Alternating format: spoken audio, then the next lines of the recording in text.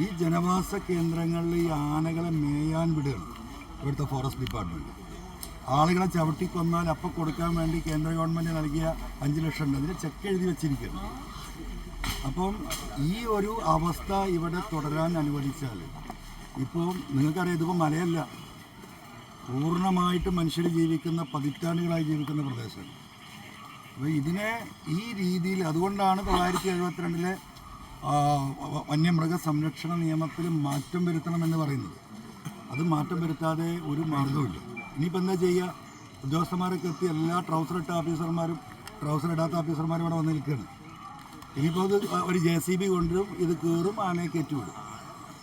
ആ രീതിയിൽ ഇനി ഈ പ്രദേശത്ത് കയറ്റിവിടാൻ അനുവദിക്കില്ല. മനസ്സിലായില്ലേ? എൻ്റെ വ്യക്തിപരമായ അഭിപ്രായം, ഇങ്ങനെ കിണറ്റിലും ഒക്കെ ചാടുന്ന ആന അവിടുന്ന് മണ്ണ് കൂട്ടി ആ കിണർ മൂടി ആനയെ കൊന്നുകളയണം.